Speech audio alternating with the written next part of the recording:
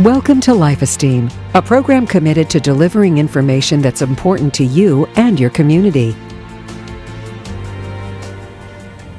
Hello and welcome to Life Esteem. Great to have you as a viewer. Hey, today we're going to talk to a powerful ministry, a person that's just doing a lot of great work. Her name is Dominga, Dejesus, and she is this pastor, a missionary, doing great work, touching lives. I'm so glad to have you on the show. Thank you. Yes, indeed. So tell us about the name of and the type of ministry that you have for feeding people. Okay.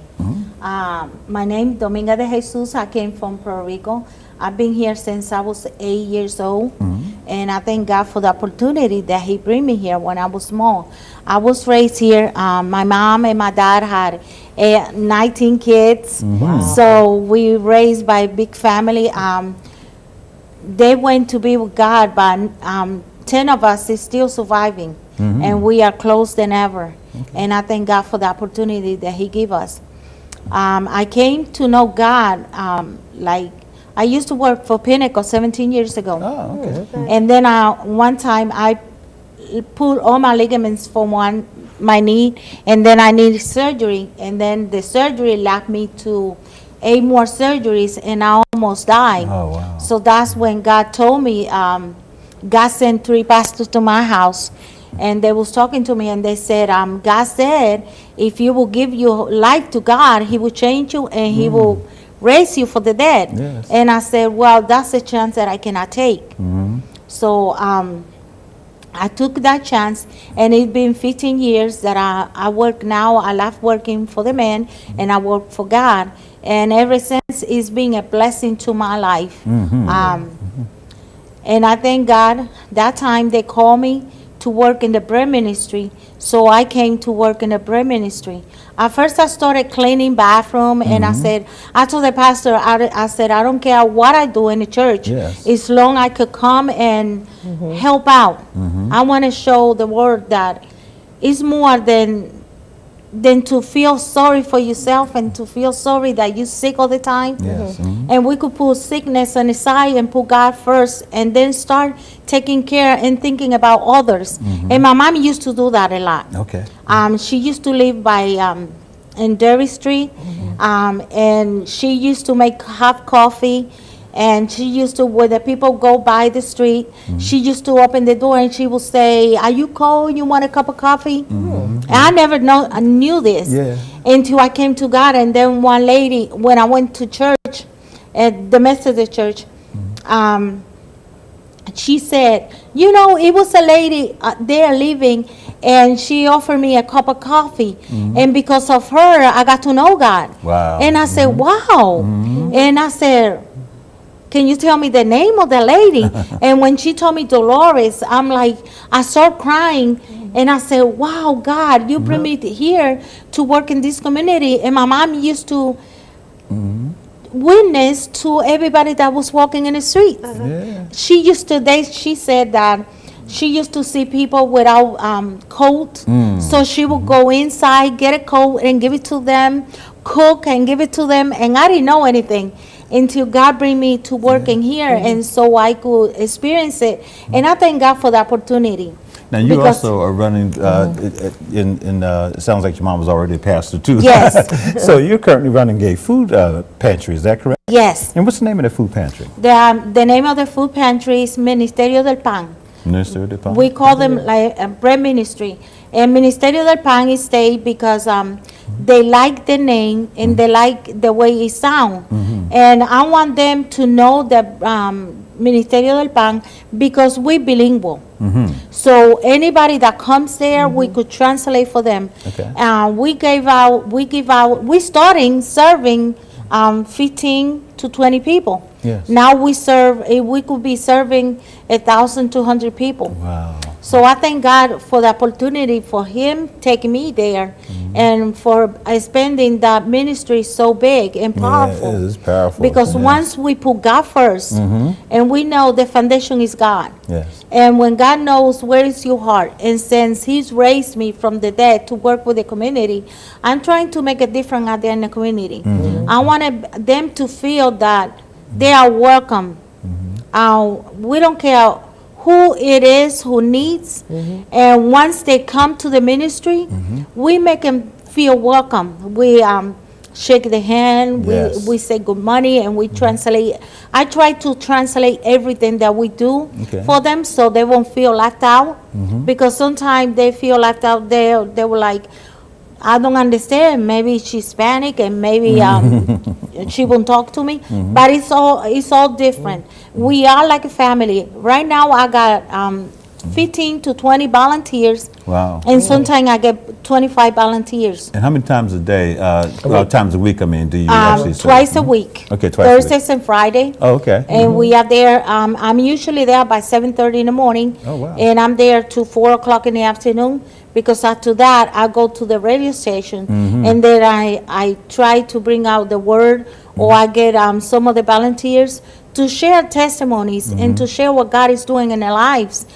Sometimes the people from the community, they will come and they will go with me because we get to witness and we get to share with them how special they are and how much we love them. Let me just stop you for a minute because I know that Pat and I were just been really impressed with the work that you do. And I just want to say to the audience, we are all located at 1508 Derry Street at Derry Street United Methodist Church. We happen to be Monte African Christian Church, and we're located in the lower level. And then, of course, there's Derry Street United Methodist Church, but also there's the Baptist Church, Crossroads Baptist Church with Pastor Romaine. And so it's a wonderful facility at 1508 Derry with all these ministries. But then also from 11:30 to 12:30 every Sunday is the wonderful Derry Street United Methodist Church Hispanic Ministry with Pastor Dejesus here, as well as Brother Pastor Matt Granderson. Yes. And so, we just had a chance. And what struck me was the day I came down by chance to see Pastor Granderson. And he said, and we came downstairs to see what you were doing. And I mean, people were everywhere. The volunteers were everywhere. The people coming and getting food. It was so well organized, and I never knew that existed. Now I see the people all the time, and I'm like, wow, it's great amazing. stuff, great stuff. But one of the things you had shared too, prior to coming here on air, is that the ministry that you do with the workers going to the the warehouses, and you do the prayer for them. Talk about that. Yes, I work for, I go and minister in Millwood. Millwood is a company, it's a warehouse. They do skid, they do repair pallets. They have 80 guys up there. So I usually get up by 4 o'clock in the morning, repairing prayer, and then what God tells me to tell them and to take up there, I will hit the road by 5:30 in the morning, and I'll be there before 6. And I read the Bible, read the scripture in Spanish and English for them. I pray for them in Spanish and English so they could feel welcome. Over there, when I first started 2 years ago. Okay. And they didn't know God, they didn't know goddesses. And some of the Hispanics, they don't know how to read a Bible. So I try to go over there and show them and take my time with them. And I offer them, if they want a Bible, they want to get to a Bible, I have a Spanish and English Bible that they give me, so in case they want it. Since I've been there, more than 5 people got saved, accepted the Lord. We offer different education for them, for the employees there. And I thank God for the opportunity that He gave me to go over there and minister to them, to know that, yes, because I'm a woman, God has chosen me to be there for them and to bring the word. And I tell them how special they are, because if God cares so much for us that He took me up there to share the word with them. And see, the language is not a barrier anymore. We could get in touch with one another. It's a lot of people that call me asking for prayer, and I thank God for what He's doing out there. It was the secretary that in December she gave me like 5 blankets, so I could take to the homeless. And for me, that was amazing because they usually don't do that. And they know I'm involved with the community. And sometimes they come and we go and we take them blankets, gloves, and whatever they need. And I go over there and I share with them, this is what I'm going to do. This week I'm going to go to be with the homeless, and everybody comes out, bring me clothing and bring me stuff so I could take. And this is what happened this Christmas. And I thank God for the opportunity that He did that. And then we send we send 12 boxes of food to Santo Domingo. Oh, nice. Oh, really? Good. Great. So great. I thank God for the opportunity that between me and the volunteers, we saw the need when I went out there to Santo Domingo, and we knew our brother and sister, they don't have hardly anything. Yes. Sometimes they walk 2 and 3 hours to get to the church. Yeah. And sometimes they don't even have shoes. So I just want to make it different. I didn't offer anything because I don't want to offer and not deliver. Yeah. I just want to put deliver to them. So what I started, and I told the volunteers 4 months ago, I said, we're going to start buying stuff, toothpaste, medicine, cough medicine, everything that is not expired. And we're going to put it together. And by 4 months, I'm going to send all this to Santo Domingo. Fantastic. You'll be surprised what they brought me. Man. And with everything that I had, we could do 12 boxes, and we could send school material. Wow. And one of those boxes, it was more than 165 pounds of rice. Wow.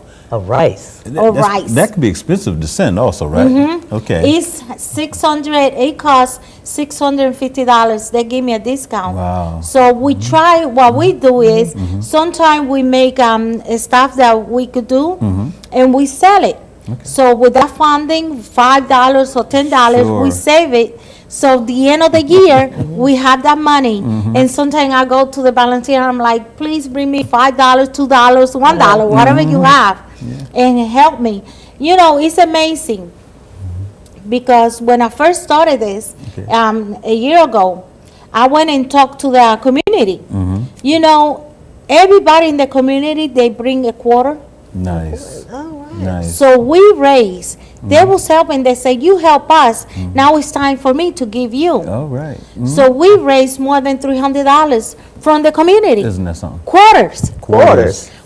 And then they went home and they will come back with a handful of pennies. I don't have anything, I have pennies. I said, oh my God, you know what you're going to do? God is going to multiply that. But God is going to bless you because you're planting that seed. That's right. And you know, this is what we're trying to do. Let me ask you this. So people who are listening to this program, they have to be inspired by you, Absolutely. first off. But I will tell the audience, if they have never been, they should come out on a Thursday or Friday morning, Yes. right? And go to Deer Street United Methodist Church. And in the lower level there, they have the food bank. And you will see this, wonderful pastor there, and she will show you how you can volunteer, how you can help out. But the main thing is you can give to this ministry. That's the main thing. Yes. And people can give. They can give, bless you, they can give all kinds of resources as well as time, as well as money, right? Yes. And just bless this ministry because it is touching so many lives. I tell you, I was really touched the first time I noticed Amen. that many people being blessed by all And I that have you to do. say, he truly was. He came home just inspired. And said, you cannot believe, what is going on there. Yeah, there's a and lot of the folks. Hundreds of people that are benefiting and being able to be blessed in such a wonderful manner. But What I like it goes also, back- without judgment too, right? Yeah, without People judgment. and also I do want to lift up Bill Jameson, who also has a ministry. Yes. And so the two of you have 2 days each that you give away food and different items and things. It's fantastic. It's And see, fantastic. me and Bill, we work together. When he don't have something, Yes. then he will go to me, and I will try to get whatever I have available for him. And if I need somebody walk in and I need more than what I have, I go to him, and he's always willing. And since we're working together, it's more powerful Yes. because we can reach more. And in there in the ministry, sometimes they go and ask for prayer. Okay.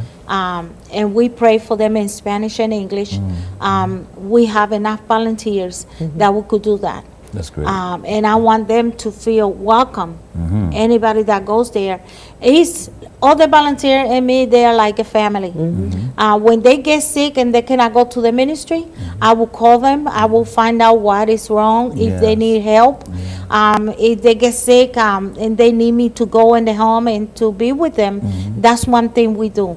We Good. try to be really, really spiritual and get together, showing each other that we care and we really are a family. And this is Yeah. why it's making a difference in this ministry, and it's touching a lot of lives, because we don't put ourselves, we put what the community needs, our needs for the community. Okay. And to work with the community. And that's why sometimes we take a lady, sometimes they will walk in and she'll be crying. She needs somebody to talk. I let somebody in charge.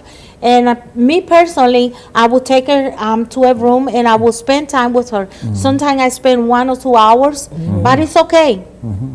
Because we in God's hours. That's right. Yes. That's So right. we have to do what God called us to do. Do you ever get a sense of burnout? I mean, because you're meeting so many people with so many problems and so many needs. So how do you keep up your spirits? Sometimes I don't even take vacation No. because I have a passion. And when you have a passion and you have Christ, and if we come to put ourselves, can you imagine Christ didn't even took any days off? Yeah. How about How that? about that? Yeah. you make And a he point. didn't even complain. And sometimes I put myself like, Christ walked to the desert. He didn't even hurt his feet or anything. Who am I to complain? And even when the people needs me, can I complain? If I start complaining and I don't do what God called me to do, I could lose a life. Yeah. True. And then I'm accountable for that, because God raised me to be there, Okay. and to be an example, and to show them that we really care for them. And if I'm burned, I usually take a week off and go, or 2 weeks, and I go to missionary, and that's when I restore everything again. Ah. Okay. Okay. So, that's good. and then when I come back, I'm full. But I'm usually in May, I usually go to Ohio 3 days. Oh. Okay. And there I go and be in the Lord's presence. And all the chaplain has to do that. Every year we have to do that. So we get together, we go up there, we recharge our battery. So when we come back, we full, and we could give out to the community. Now you said you're a chaplain. Yes. Okay. Tell us a little bit about that. With being a pastor, the word that I take to them, if they have a need to in the hospital, then that's my need too. If they lose somebody in a family, I'm the first one there to help them. If they need word of encouragement, I'm with the phone 24/7. All right. So if they need me, I'm usually there working with them. It was 2 weeks ago. It was a homeless. She was living in a car with her husband Yes. and a year-old kid, and she was pregnant, so she was about to give birth. And she said, "Well, Saturday is my time to have the baby. I don't have any place to sleep. I'll be sleeping in a car." I said, "Well, let me help you." See, and I work with social workers too. Okay. So I said, I took her to the church. I make her feel comfortable, and I make her feel like we really care for her. Okay. And it was really important for me to help her. And I didn't stop until we got her. I called different places. We worked with her. We took her to a place that they took her husband, her, and the baby. And I just find out this week she gave birth, Okay. and she had a good baby. All right. And then it was an organization that it was going to work with her, and they was going to put her there. She signed an application, everything, and she wasn't going to pay rent for 6 months. They was going to help her Beautiful. out. Wow. Good. Isn't that amazing? So I started working with her at 10 o'clock, and I finished around 5. But by the time I finished, she knew God was helping her, All right. and God was opening doors. Now, in addition to all the wonderful things you just shared with us, you also said to me earlier that you do some work with the LHAC Center and bilingual education. Yes, we just started the classes, English second language. Last year, we had 12 students, and they all graduated. They did really well. Okay.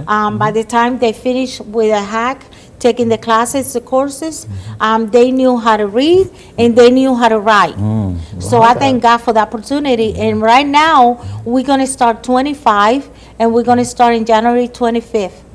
And I thank God for the opportunity, because we're working with HAC. They're bringing teachers that they could show them. At first they get together and they give them like a test to see where they're going to put you in class. And I thank God, because they taking the time to come. We got enough fundings. We at first we were thinking it took us a year, me and Pastor Mac, to put it all together. But I thank God, because we got the fundings, and we're still getting fundings and asking for funding, so this could go on.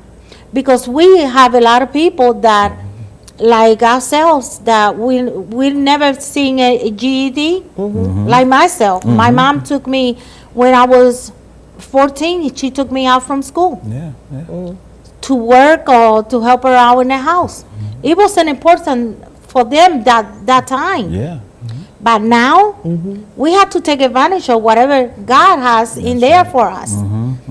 And I thank God, because bringing us together with HAC is giving us an opportunity, and it's showing us there are more people out there that care for us, and they are there to hear us out, and they are there to help us out, so we could go and have an education, and we could get a good job, and to know that we fit in. And that's one of the main things. And sometimes we feel we don't know the language, and they feel embarrassed. But it's nothing to feel embarrassed and ashamed. It's about stepping up and say, I need that class. I want that class. And they could go to our church in 1508 Derry Street. They could ask the secretary, and the secretary is bilingual. And they could ask her, and we have applications. We still got application. We got one more semester in March, and we need more students to come in and sign up for the second semester. All right. Good. Hopefully So someone's this is- listening and hearing that. Yes. And they can make contact. And they can go right to 1508 Yes. Derry. Okay. Yeah.